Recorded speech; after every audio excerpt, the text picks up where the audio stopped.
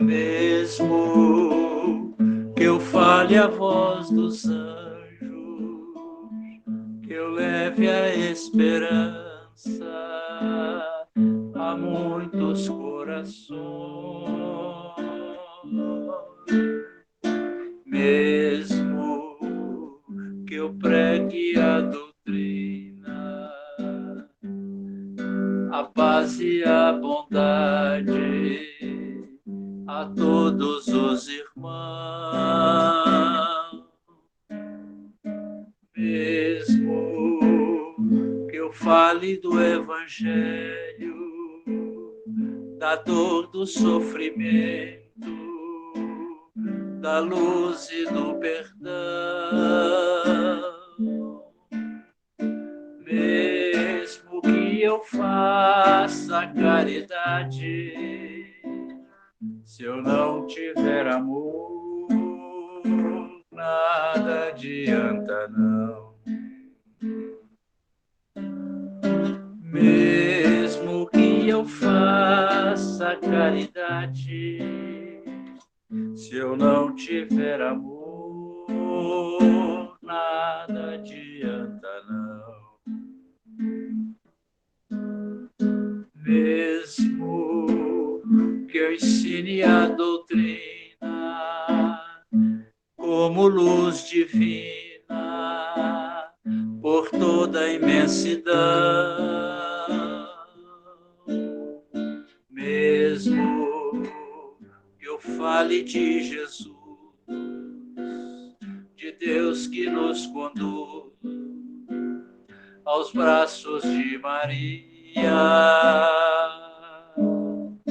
mesmo que eu faça tudo isso, que assuma o compromisso de ajuda ao irmão, mesmo que eu faça caridade, se eu não tiver amor, nada adianta não.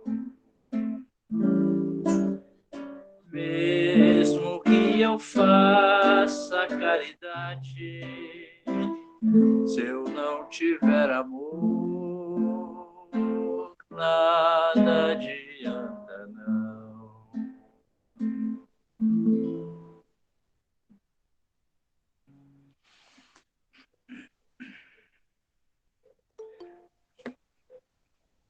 Muito boa noite a todos, então, que estão aí presentes.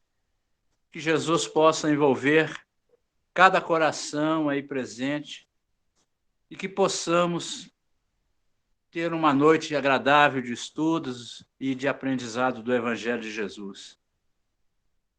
Hoje o nosso tema vai ser as bem-aventuranças, e o nosso irmão Marcelino que vai fazer o estudo por todos nós. Eu gostaria de aproveitar a oportunidade e pedir, por favor, que qualquer dúvida e qualquer pergunta que precisarem de fazer, por favor, usar o chat para que a palestra, né, o estudo não seja interrompido, para que o palestrante não perca a sua linha de raciocínio. Então, eu gostaria que toda pergunta, toda dúvida que tiverem, usarem o chat e, quando estiver faltando 10 minutos para terminar a nossa reunião, ou seja, às 20h50, a gente vai dar uma paradinha para ver se tem essas perguntas, né? As que forem feitas, a gente vai providenciar, o nosso irmão Marcelino vai dar as respostas necessárias, e aí a reunião vai transcorrer de uma forma bem harmoniosa. Caso não tenha nenhuma pergunta, nenhuma questão, aí o Marcelino vai continuar até o final da reunião. Eu gostaria de pedir à nossa irmã Cristina para fazer a prece de início para a gente poder começar o nosso trabalho. Obrigada, seu Mendes. Pois é, gente, só reforçando o pedido do seu Mendes aí, todas as vezes que alguém abre o microfone e fala alguma coisa, corta a voz do expositor. E essa reunião é gravada, então é por isso que a gente pede, por favor, que vocês usem o chat para fazer qualquer comentário ou qualquer ajuda que vocês estiverem precisando pedir, tá bom? Combinado? Então, vamos lá. Que a paz do nosso Senhor Jesus Cristo esteja no meio de nós.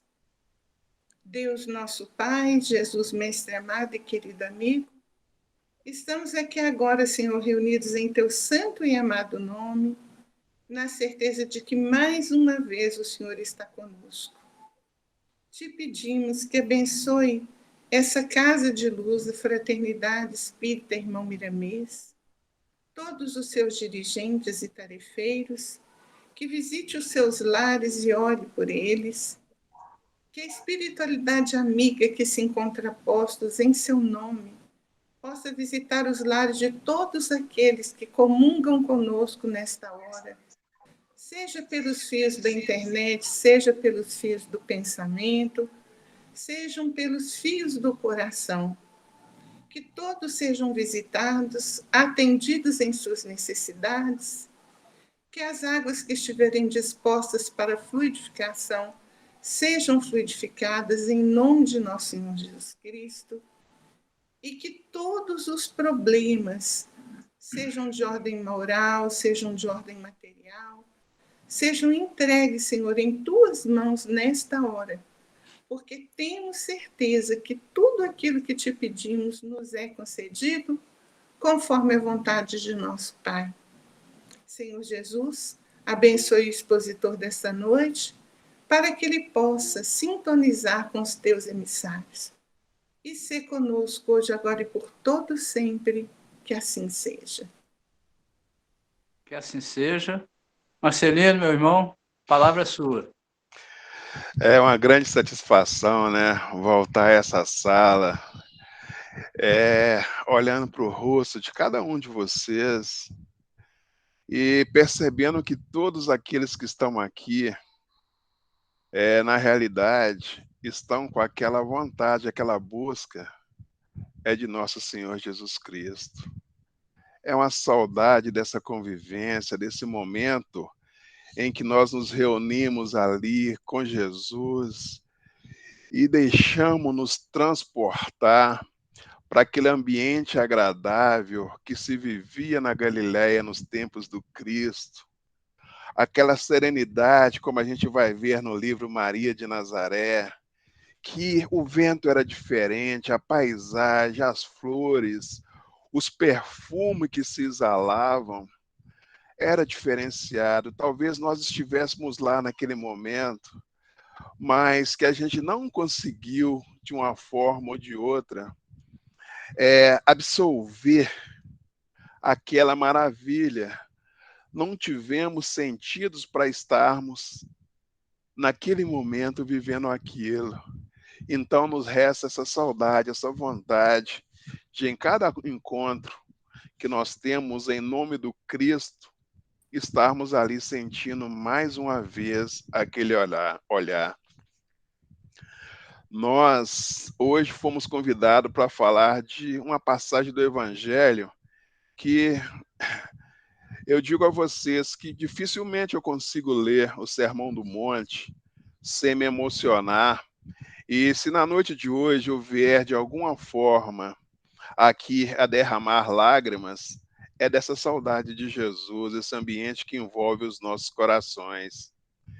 E ainda mais quando somos convidados, né, a falar do Evangelho de Jesus, dessa passagem, o Sermão do Monte, na visão de nada mais, nada menos que nos trouxe aquela dupla, né, Francisco Cândido Xavier e Humberto de Campos, no livro Boa Nova, onde o Humberto de Campos, ele nos traz uma narrativa, ele nos mostra detalhes que muitas vezes passam frios no Evangelho, a gente não tem a condição de ali não sentimos o ambiente aonde estava Jesus situado, o que o levou a agir daquela forma, pegando uma necessidade local e transformando essa necessidade de uma forma abrangente que nós ainda, se tivermos a oportunidade de encarnar na Terra por mais 1000, 2000 anos, a gente ainda vai estar aí aprendendo nesses ensinamentos. Então, gente, para situarmos, né, naquilo que Humberto de Campos nos traz lá do Sermão do Monte, a lição de número 11, Ele conta que naquela época que começava a difundir-se essa boa nova, aonde o assunto do momento, a novidade do momento, ou seja, o grande galardão que todos comentavam, foi naquele início das primeiras pregações de Jesus, aonde todos os olhares se voltavam para aquele acontecimento, aquele momento que dividiria a história. Humberto de Campos nos diz que naqueles momentos ali, os discípulos de Jesus, eles eram muito assediados, ou seja, onde estava um discípulo do Cristo, vinha aquela turba, vinham aquelas pessoas muito interessadas, porque os discípulos viviam bem mais próximo do Cristo, e eles querendo beneficiar-se, nem que seja com as migalhas que escapasse através dos discípulos, buscavam Pedro, João, Tiago, ou seja, tinha toda ali uma busca de informação e de vivência, né?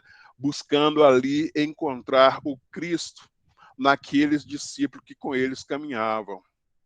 E entre ali a gente vai encontrar o Levi, né? Que era o cobrador de impostos, aquele espírito ainda muito voltado pela matéria, com aquele busca de desenvolvimento do intelecto, do eu, de introjetar o ensinamento do Cristo, mas como nós outros muitas vezes deturpamos a compreensão com aquilo que é o novo, daquilo que nós trazemos dentro de nós, e numa bela tarde, alguns discípulos procuram a casa de Levi para que ele falasse, que eles queriam participar, estar presente, que Jesus falava daquela construção da Boa Nova para todos. E Levi, ali meio ainda cobrador de impostos, um homem muito voltado para a matéria, muito voltado para os negócios, ou seja, as maneiras daquela época de fazer negócio com as pessoas que detinham o conhecimento. Ele fala, mas afinal, disse ele, o novo reino congregará corações sinceros e de boa vontade. Tudo bem até aí. Mas ele olha para aquelas pessoas maltrapilhas, aquelas pessoas que seriam ali, estavam um pouco à margem da sociedade, e ele utiliza essas palavras. Que poderás realizar, Lisandro, aleijado como és, e tu, Áquilas, não foste abandonado pela própria família, sob o peso de sérias acusações? E tu, Pafos, acaso edificarias alguma coisa com as tuas atuais aflições? E naquilo ele joga um balde de água fria naqueles irmãos que estavam ali buscando Jesus através dele. E aqueles irmãos vão se esfriando, vão se murchando, vendo a sua real situação diante da sociedade, e saem de cabisbaixo, de cabeça baixa, mas fala, bom, no final do dia, Jesus que nos convidou, ele vai falar hoje no monte. Então, mesmo assim, vamos lá ouvir o que ele ainda tem para dizer para a gente. Então, decorrido alguns instantes, depois que aqueles irmãos afastam ali da casa de Levi, como não existe coincidência, né? Não existe nada ao acaso, eis que bate à porta de Levi Jesus e mais um dos seus discípulos, que é o André, que chegam até a casa de Levi. E começam ali a prosear com Jesus, levando ideias, falando sobre as coisas do reino, tal, tudo mais. E Levi, naquele instante, lembra daqueles irmãos que tiveram e narra aquilo para Jesus, para os dois, da forma que aconteceu. E ele mesmo, naquela narrativa, ele vê e fala, bom, É natural que a gente espere alguma coisa dos pescadores, porque eles são fortes, eles são trabalhadores destemidos, mas o que a gente pode esperar dessa turba, desses irmãos que, como diz, estão ao largo da sociedade?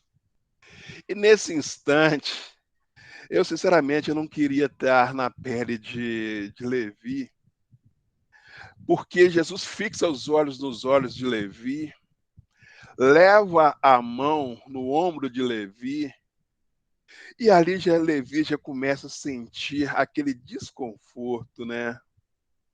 E Jesus diz para ele: Levi, no entanto, Levi, precisamos amar e aceitar a preciosa colaboração dos vencidos do mundo. Se o evangelho de Jesus é a boa nova, como não há de ser a mensagem divina para aqueles tristes, deserdados na imensa família humana? Levi, os vencedores da terra não necessitam de boas novas. Nas derrotas das sortes, as criaturas ouvem mais a voz de Deus. E começa ali a dar explicações a Levi sobre esse processo, porque o evangelho ele vem buscar aqueles que estão à margem, aqueles que estão com o coração aberto para o novo, aberto para receber aquilo que vem do Espírito. E Levi, tudo desconcertado, replica a Jesus: Senhor, minhas observações partiram tão só do meu intenso desejo de apressar a supremacia do evangelho entre os que governam o mundo.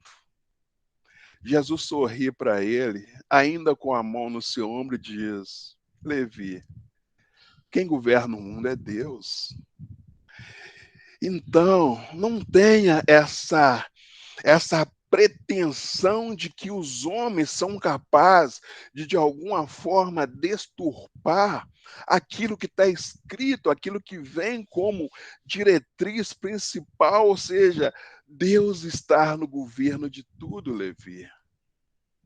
E ele começa explicando a Levi: Levi, observa os vencedores da terra. Já imaginou para o nosso evangelho se chegassem aqui nesse instante, os generais trazendo seus triunfos, suas honras, os seus escravos, toda a sua turba, os vencedores da matéria com as suas empresas, com todos os seus legados, com todos os seus funcionários, aonde que encaixaria as nossas pregações da beira da estrada? Aonde encaixaria aqueles irmãos que tombaram-se ao longo do caminho e hoje vêm em busca dessa nova oportunidade? E vai ali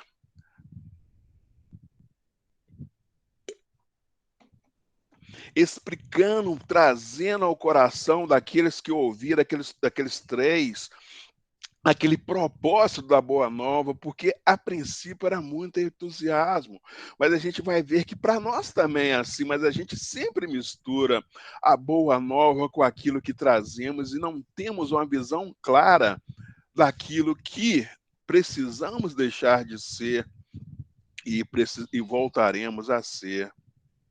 E Jesus continua naquele diálogo: até que a esponja do tempo absorva as imperfeições terrestres, através de séculos de experiências necessárias, os triunfantes do mundo são pobres seres que caminham por entre tenebrosos abismos.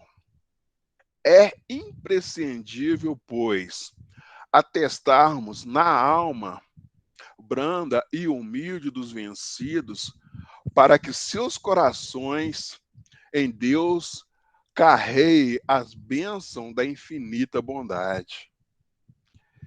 E depois desse diálogo, aproximam-se deles os outros apóstolos, já entrando ali no penumbra da tarde, e, como prometido, como já tinha sido anunciado, eles caminham para aquele monte, para aquele local sagrado, aonde uma multidão aguardava pelas palavras de Jesus, e Jesus sobe ao monte, naquele simbolismo de subir ao monte, ou seja, de estar acima, numa visão de alcance humanitário, numa visão de alcance geral.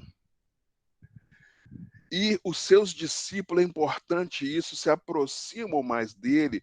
Simbolicamente, a gente vai ver essa aproximação, porque eram aqueles que estavam mais preparados, mais dispostos a absolver no primeiro momento aquele conhecimento.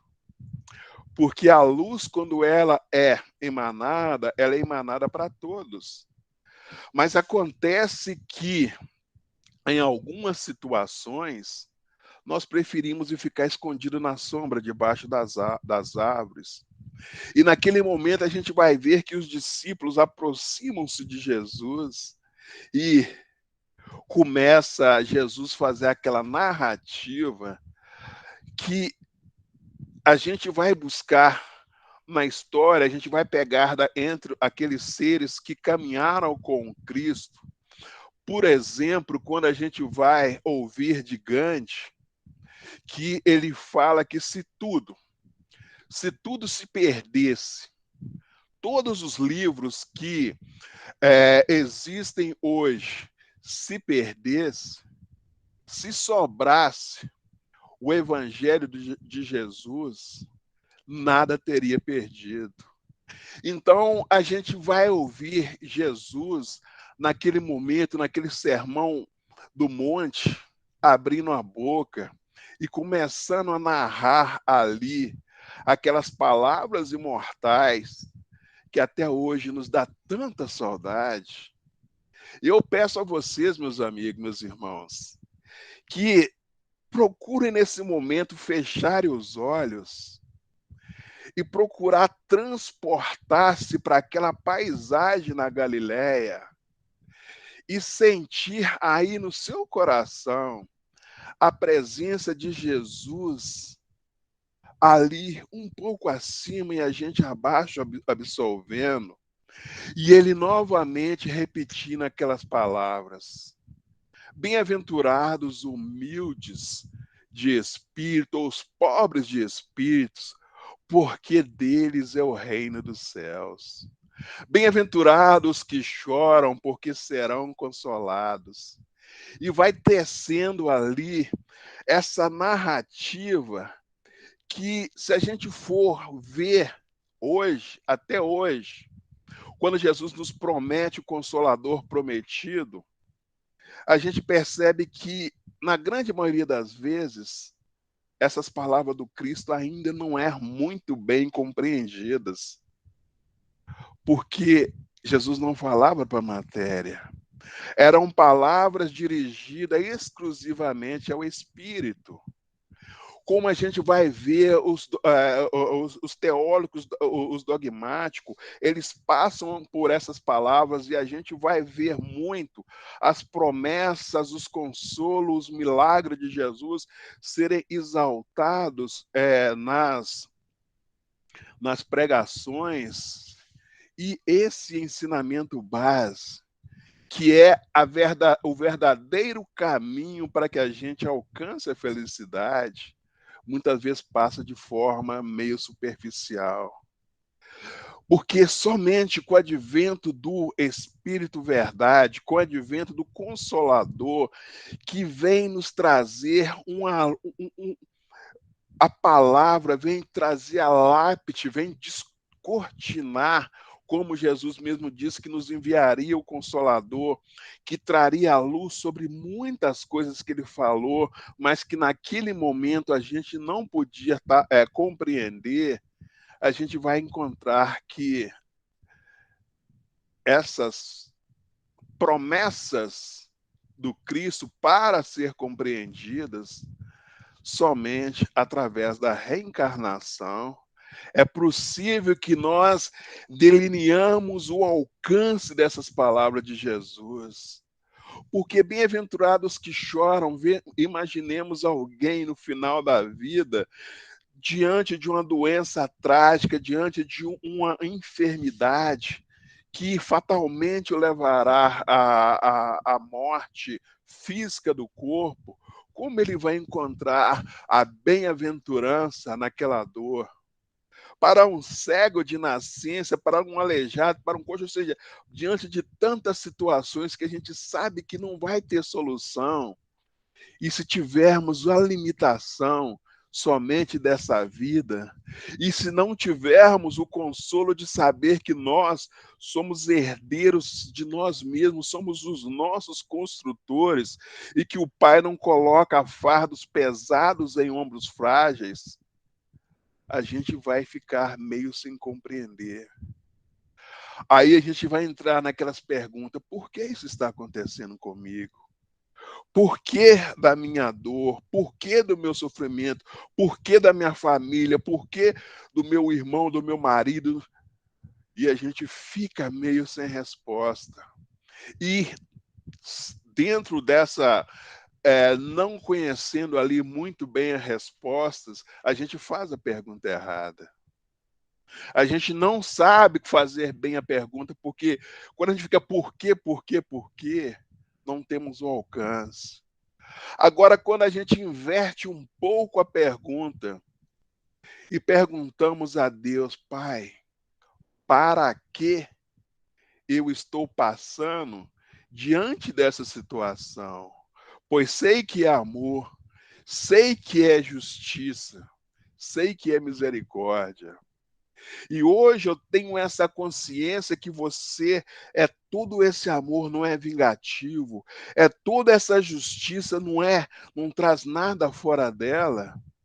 Então, qual a razão de eu estar atravessando nesse momento, nesse instante, por essa provação?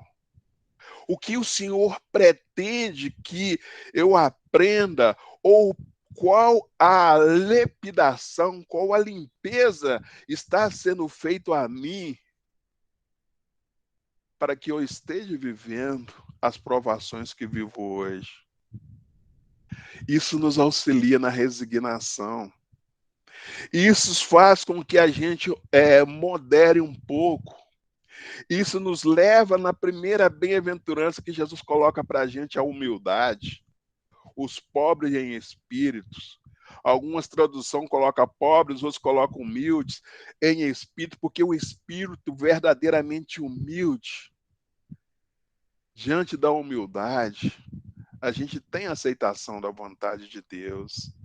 A gente relembra daquela oração que a gente faz, basicamente, quase todos nós fazemos pela manhã, lá do Pai Nosso, que Jesus nos ensinou: seja feita a vossa vontade, pois você sabe o que é melhor para mim, você sabe aquilo que vai me libertar, o processo por que eu passo está sobre a sua direção.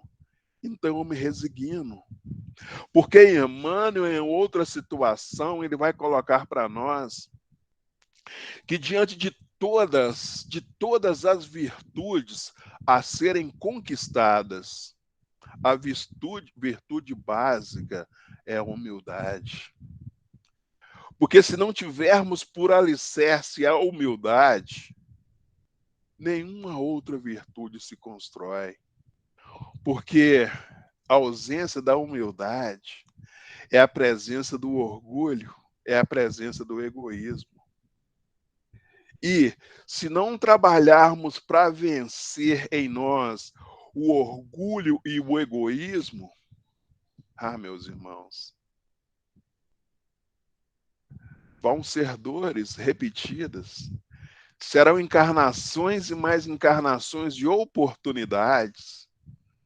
Será que a gente vai e vem, e aquela Jesus ali rogando por nós: aceita, meu filho, que dói menos. Faça essa purificação, porque eu não coloco fardos pesados em ombros frágeis. E vai crescendo ali aquela narrativa do Cristo. Bem-aventurados que choram, mas como chorar? Como deve ser esse choro? Choro de lamento? Choro de tristeza, de injustiça? Ou aquele choro humilde, resignado, por quando a gente olha para Deus e fala, Pai, não sei por quê, para que tanto choro? Mas se é da sua vontade, que esse choro permaneça. E que quando essas lágrimas secarem, porque eu sei que elas vão secar, porque o Senhor não me colocou aqui para sofrer, mas sim para ser feliz. Que elas sejam o alicerce para eu continuar. Mas, ô querido Pai, se for possível, que me mostre o caminho para que eu vença essa situação e saia desse momento de sofrimento que eu estou no momento. Então, essas bem-aventuranças, ela nos projeta o nosso hoje da construção do ontem, que nos coloca no presente, projetando para o futuro. E a gente, muitas vezes aqui na Terra, a gente faz tudo errado. Porque na grande maioria das vezes, nós colocamos, estatisticamente falando, 75% das nossas energias é voltado ali, talvez, para o que foi ontem. Ficamos tão presos no nosso passado. Colocamos ali, talvez, 10% ou 15% pensando o que vai ser amanhã, o que vai acontecer com a gente no futuro. Ah, mas como eu vou amanhecer amanhã? E colocamos a menor energia, 5, 10% no agora, no presente. A gente precisava mudar isso. Porque somos, sim, espíritos imortais. Temos somente uma vida, somos espíritos que temos uma vida única. Muitas vezes a gente ouve falar, eu tenho várias vidas. Não, a gente tem várias encarnações para purificar, mas a nossa história é única, a nossa vida é cotidiana, é uma vida única. E, apesar de sermos espíritos imortais, que já viemos de uma longa jornada e somos projetados para a eternidade, a única coisa que nós temos, meus irmãos, é o presente. Nada fora do presente. Tudo que eu vivo agora. Porque Deus não me dá uma borracha para voltar e apagar aquilo que eu vivi ontem. Não. Não existe isso de apagar o passado. Eu não consigo viver o amanhã hoje, porque o amanhã vai ser sempre reflexo daquilo que eu fizer no presente de Deus, que é o momento que eu estou agora. Então a gente precisa voltar os nossos olhos para o presente. E precisamos, talvez, não sei para vocês, se isso acontece ou aconteceu, mas de experiência própria, eu digo que as maiores vitórias que eu tive em relação a mim mesmo não foram nos momentos que a vida sorria para mim. E olha que a vida sorri muito para mim. Eu sou alguém, tem hora que eu fico pensando, será que chega tão poucas provações porque eu não sou preparado ainda? Ou será que chega poucas provações diante da minha fraqueza? Porque a gente chega muitas vezes nos nossos momentos de dor, daqueles momentos que temos ali a oportunidade de construção, de resignarmos diante da vontade de Deus e darmos um pulo evolutivo, a gente entra num buraco e começa a sofrer. Aquele momento passou, aquela situação ali de provação passou, eu entrei em outro dia, entrei em outra semana, mas eu tiro uma fotografia daquele momento e fico sofrendo ela. Eu não me permito caminhar com o tempo, dar a cada situação o exato valor que ela tem naquele momento e buscar aprender e deixar o passado só como alicerce, para que eu não enfie o pé no mesmo buraco, se foi o errado, se foi algo que eu reconheço que não foi o melhor da minha parte, que eu tenha aquilo como alicerce e projete o meu amanhã hoje, trabalhando em cima do meu futuro. O Haroldo Dutra Dias, em uma palestra dele, ele fala que da questão da fotografia, eu gosto muito de usar isso, nas nossas relações interpessoais. Muitas vezes, a gente, diante de uma situação dolorosa, a gente vive aí 10, 15, 20 anos com a pessoa, e numa relação ali boa, aquela coisa e tudo mais, mas naquele dia, naquele momento, naquela oportunidade, aquela pessoa fez algo que, diante dos meus olhos, eu não merecia, que ela fez algo muito ruim, que aquela coisa tal, tudo mais, e eu me prendo naquela situação, eu tiro uma fotografia daquele momento e coloco no quadro, e toda vez que eu penso naquela pessoa, eu não me permito andar, eu fico fixado diante daquela fotografia, como se o outro fosse aquilo, esquecendo tudo que ele já fez antes e tudo talvez que ele fez depois daquilo, e eu me prendo àquela fotografia. E ao contrário, a espiritualidade superior nos coloca que Jesus não condena o pecador, sim o pecado. Ao pecador, o amor.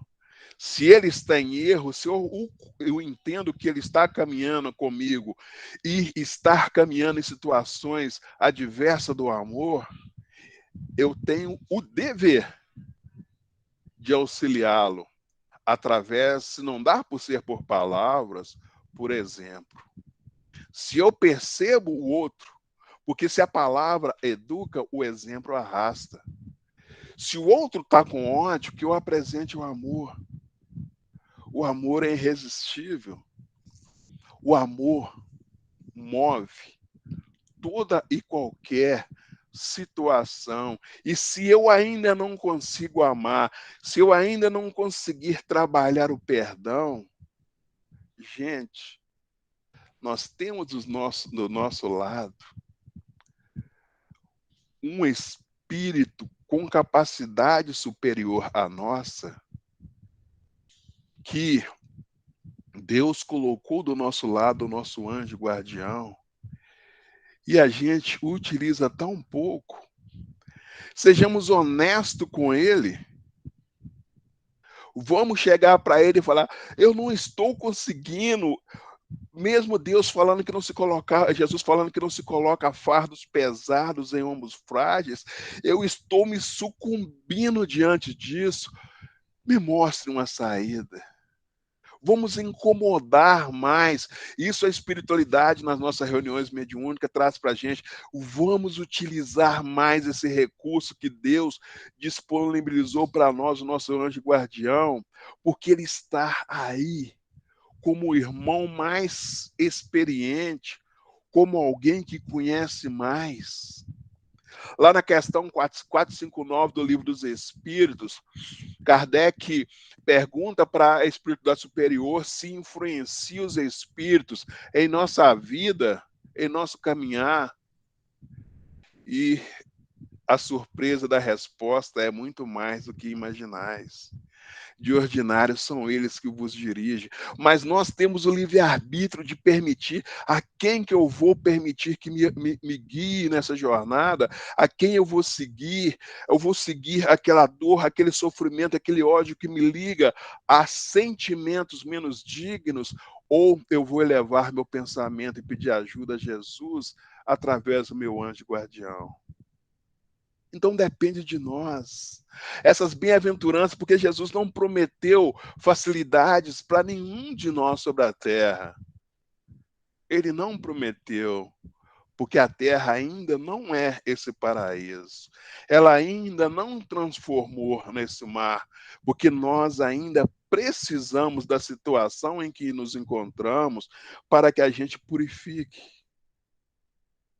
Mas tanta dor, muitas vezes, é opção do caminheiro, porque eu posso tirar o espinho da carne, eu posso perdoar, que o perdão nunca foi tratativa para o outro. Então, a gente dando continuidade, eu sempre gosto de lembrar, gente, que o Sermão do Monte, ele, pelo menos em Mateus, ele começa no capítulo 5, vai até o capítulo 7. É aquele momento que eu disse para vocês, vamos passar, colocar os nossos olhos lá naquela situação que nós vivemos, talvez algum de nós teve a oportunidade de viver junto de Jesus, ali ouvindo aquelas palavras, aonde Jesus continua dizendo para a gente, vocês são o sal da terra. Se o sal não é usado para tempero, para auxílio, para trazer sabor, para que ele serve? Será pisado. Vós sois a luz do mundo. Não se pode esconder uma cidade edificada sobre um monte. Nem se acende uma candeia para colocá-la debaixo do alqueire, mas no velador.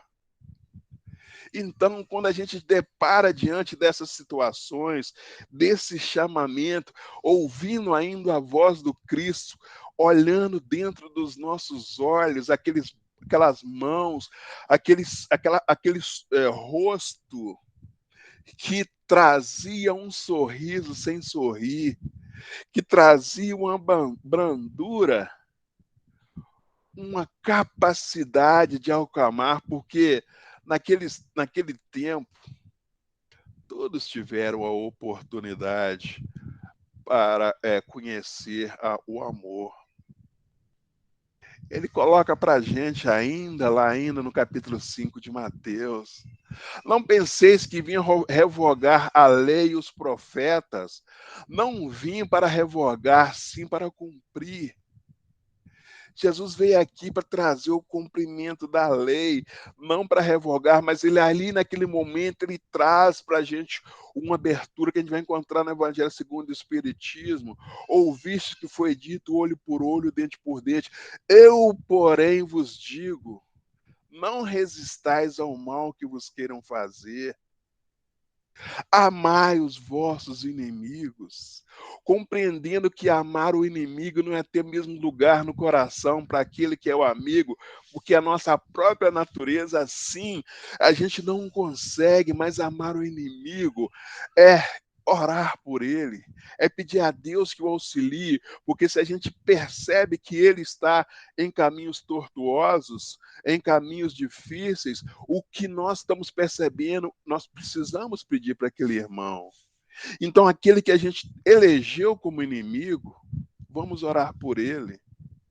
E aqui fazendo parênteses, né, dentro da reunião que a gente participa na casa há alguns anos, que é uma reunião de tratamento, já tivemos a oportunidade de ter pessoas que chegavam falando que não conseguia, que tinha emprego muito bom, mas que estava a ponto de sair do emprego e ali era a última oportunidade daquela pessoa que ela estava buscando para tentar, de alguma forma, manter aquele emprego. A gente pediu para ela, talvez por intuição do alto, Irmã, antes de fazer a oração por você, ora para aquele irmão.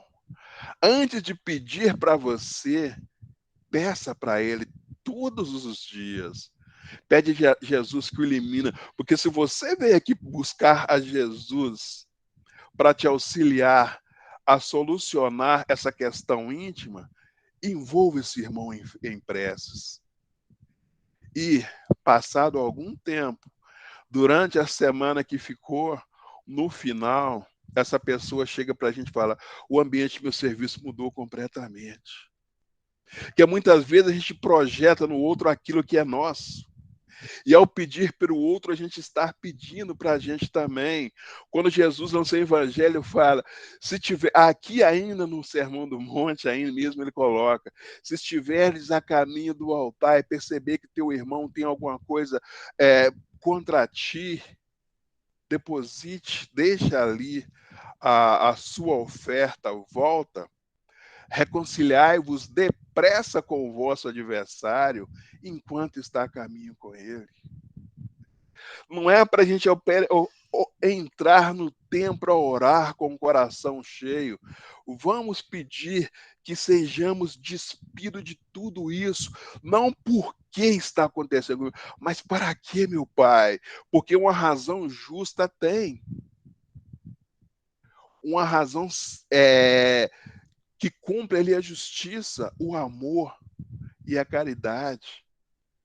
Nada na nossa vida acontece sem o conhecimento de Deus nosso Pai.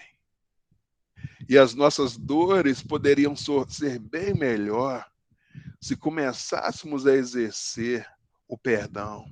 Mas o perdão não é só para o outro, perdão para conosco mesmo, que muitas vezes a gente fica se julgando, subtraindo, colocando a gente tão preso às situações que nós cometemos, e quando a gente muitas vezes vê um irmão que até então era um agressor da família, era um opressor, era isso, aquilo, e que colocam a Bíblia debaixo de braço todos os dias, está indo para a igreja, está indo lá para a sua doutrina, onde que ele está encontrando a Deus, a gente fala, mas aquele ali, fulano de tal, quem diria, hein?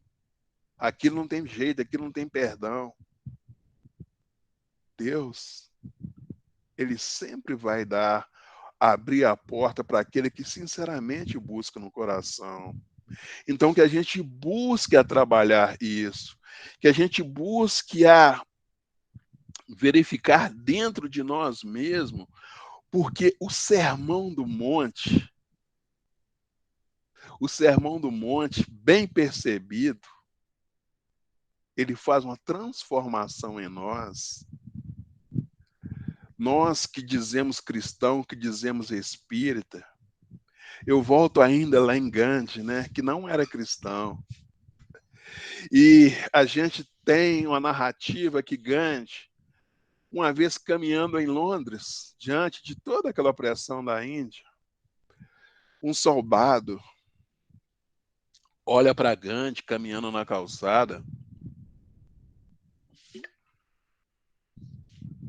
e tem aquele impulso de agredi-lo, porque as trevas têm tanto ciúme da luz, a luz incomoda tanto, e aquele soldado vai para cima de Gandhi e começa a chutá-lo, espancá-lo, sem nenhum motivo. Gandhi cai, levanta, se recompõe, nem um gesto, nem um olhar de censura para o soldado. O soldado olha para aquilo e caceta o Gandhi de novo, vai, bate, ele cai, já levanta com os lábios sangrando, mas com a mesma postura. E pela terceira vez aquele soldado, sem entender muito bem o porquê daquela ira, volta a agredi-lo. E quando ele para, cansa, Gandhi levanta novamente com a mesma postura de serenidade. Ele olha para Gandhi e fala, mas como assim? Quem te ensinou a ser esse frouxo, esse covarde que você se apresenta na minha frente? Gandhi olha para ele e fala: quem me ensinou a ser quem eu sou é esse que está aí no seu pescoço, nesse crucifixo. E o soldado começa a chorar, porque não nos basta dizer sermos cristãos. É muito fácil dizer sermos espírita cristão, de seguidores do Cristo, mas trazer o Cristo para a gente dentro de nós. Em mais uma oportunidade, Gandhi estava já dentro da glória, ou seja, da libertação da Índia, diante de alguns teólogos, vira para um teólogo querendo provocar, diz para ele: Gandhi, o que o cristianismo precisa fazer para ser introduzido, ser aceito na Índia? E Gandhi para um pouco, pensa. E o teólogo pensando que ele é uma provocação, né? Porque ele não era cristão, não tinha nada de fazer. Ou seja, faz a pergunta como provocação. E Gandhi responde para ele: duas coisas são necessárias. E faça um silêncio. A primeira delas é que o Evangelho de Jesus seja ensinado sem deturpação. E a segunda dela, que os cristãos vivam o cristianismo, vivam como Jesus ensinou. Parece que aquele teólogo por ali já interrompeu a vontade de introduzir o evangelho, o cristianismo na Índia, porque, gente, sermos cristãos da boca para fora é muito fácil. Mas trazermos esses ensinamentos para dentro de nós, então a gente vai ver Cristo dizer: bem-aventurados os misericordiosos, porque alcançarão misericórdia. Bem-aventurados os pacíficos, porque encontrarão a paz. Mas ele não promete nada para aquele momento. Há a necessidade de plantar. Há a necessidade de semear, cuidar, permitir que cresça para colher no final. Nós estamos chegando aí aos 50 minutos, que para mim passaram tão rápidos, né? Eu disse, gente, que falar sobre as bem-aventuranças me causa muita emoção. Desculpa aí ficar fungando, porque para mim é difícil saber que estou de mão de tantos ensinamentos, de tantos conhecimentos nobres. E a gente, muitas vezes, como diz o Espírito Verdade, no capítulo 6, vendo a luz, ainda preferimos as trevas. Encontrando com ensinamentos desse, eu ainda permito que o meu orgulho fale mais alto. Mas é necessário. E essas dores que nos chegam, essas passagens, essas bem-aventuranças, quando batem em nós, quando chegam verdadeiramente à nossa porta, que a gente tenha aquela vontade primeiro, porque a primeira coisa que o discípulo precisa para conseguir a vitória sobre si mesmo é de boa vontade. E se de tudo, né, gente? Se de tudo a gente sentir fragilizado, se a gente ainda estivermos caídos diante das provações, se não tivermos forças para reerguer, vamos lembrar de Jesus lá no capítulo 11 de Mateus, diante das maiores dores, das maiores necessidades em espírito que tivermos, vamos ver o vinde a mim da Galileia.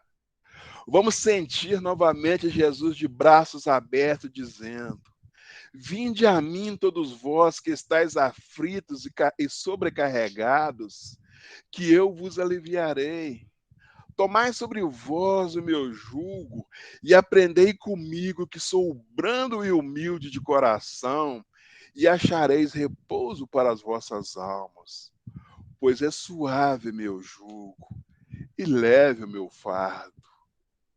Então, diante das maiores provações que a vida possa nos ofertar, se ainda sentirmos muito presos e amarrados à situação, vamos erguer os nossos olhos mais uma vez e ver Jesus diante de nós, de braços estendidos, nos convidando.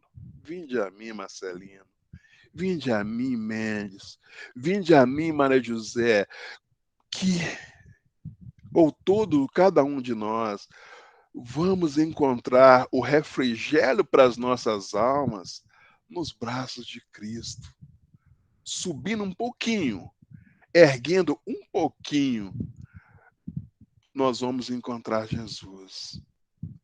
E com Jesus, tudo se serena, tudo muda. Mendes, devolvo a palavra para você aí, meu amigo. Tem algum questionamento? Ô, Marcelino, até agora não teve nenhuma pergunta, não. Você pode seguir. A Maria José tinha levantado a mão. Talvez ela quisesse fazer alguma pergunta. Não interrompi como você tinha orientado. Aqui no site não tem nenhuma, não. Só se ela tiver alguma pergunta, ela pode escrever lá no site, no chat lá, ou então ela pode falar, aí abre o microfone e fala. Pode falar, Maria José. Se você tinha levantado a mão, não sei se foi por... Então, gente, se aparecer, a gente vai interromper. Então, dando continuidade ainda, diante da boa nova de Jesus, a gente vai agora lá em João, né? João que tem o evangelho todo espiritual. João que eu digo sempre que o evangelho de João, ele tem que ser lido e sentido com a alma, como todos os outros, mas especialmente de João, que ele fala para o Espírito. A gente vai encontrar Jesus. Depois de passar por toda essa tribulação, depois de viver todo aquele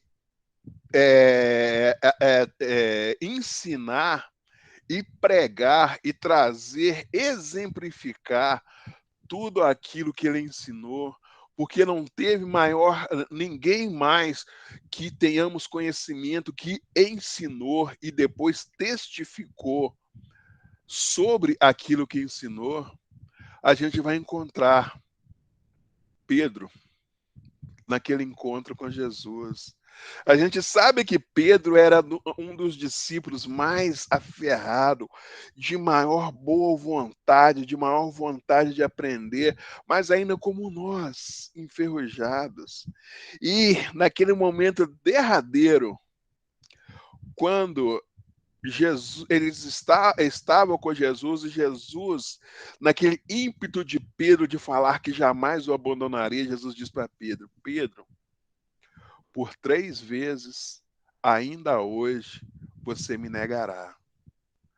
Mostrando para Pedro que nós somos, na realidade, muito mais ignorantes do que maus. Temos impulsos, mas diante da provação, a gente muitas vezes recua. A gente vai encontrar, depois que Jesus volta do plano superior da vida e chega até naquela conversa com os discípulos, né? Depois de uma pescaria, que estão ali alimentando, todos se alimentaram, a rede que não tinha condição de suportar todo aquele peso. Jesus olha bem dentro dos olhos de Simão Pedro, aquele olhar de amor, aquele olhar de ternura, e faz uma simples pergunta para Simão: Simão, amas-me mais do que esses outros? E Simão responde: sim, Senhor, tu sabes que te amo. Jesus não desvia o olhar, mantém o olhar em Pedro e pergunta pela segunda vez: Simão, tu me amas mais do que os outros? E ele novamente responde, aí já, na primeira vez, Jesus responde para ele: apacenta minhas ovelhas, os meus cordeiros. E torna a repetir a pergunta, olhando nos olhos de Simão. Simão, já todo desconfortado com aquele olhar, responde: sim, Senhor, tu sabes que eu te amo. E Jesus só responde para ele: apacenta minhas ovelhas. E mantendo ainda aquele olhar nos olhos de Pedro, pela terceira vez, ele confirma e faz a mesma pergunta: Simão, tu me amas? E Pedro deságua em lágrimas, porque ele compreende a necessidade de transformação e cai em lágrimas. Senhor, só sabe de todas as coisas, tu sabes que eu te amo. E Jesus novamente só responde para ele: apacenta minhas ovelhas. Mostrando para a gente que diante de todo aquele processo, dessas provações que a vida vai nos ofertar, é o momento de apacentar as ovelhas, de levar ao coração do outro aquilo que o Evangelho de Jesus já faz nos nossos. Simão compreende.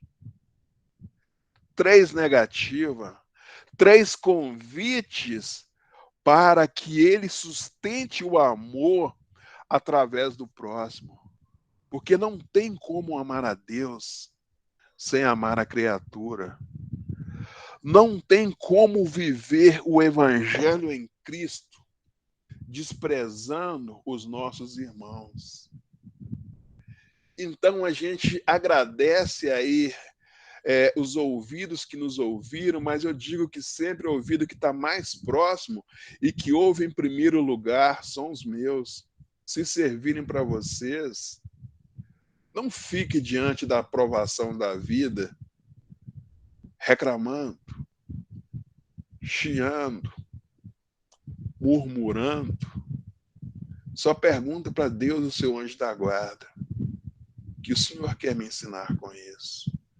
Qual a libertação o Senhor está me trazendo diante dessa purificação do fogo que eu passo nesse instante? Me sustenta. Porque contigo, com certeza, eu sairei melhor. Não importa onde estamos, mas sim aonde a gente pretende chegar com Cristo. Muito obrigado a todos vocês pela paciência em nos ouvir.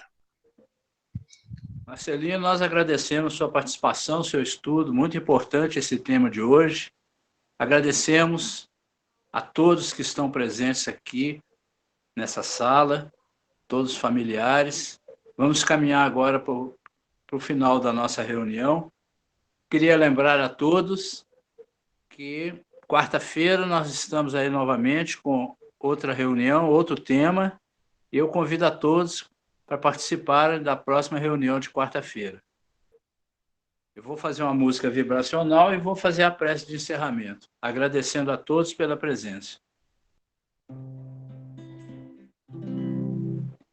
Certa vez eu ouvi alguém contar que além sobre o arco-íris há um lugar onde o céu sempre azul nos faz sonhar, onde a gente consegue o sonho realizar.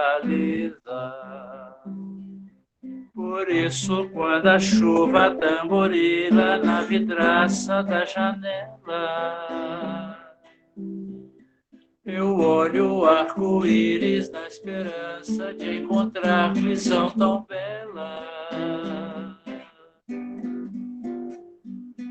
Onde o céu sempre azul nos faz sonhar.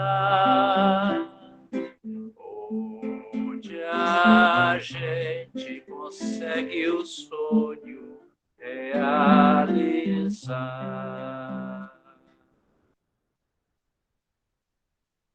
Senhor Jesus, irmão Miramês e todos os amigos do plano espiritual que nos dá sustentação, agradecemos a oportunidade dos ensinamentos dessa noite. E que a paz do Mestre Jesus possa envolver a todos os corações, todos os lares aqui representados, que possa fluidificar as águas e permanecer em nós, hoje e por todo sempre. Que assim seja. Muito obrigado a todos. Boa noite.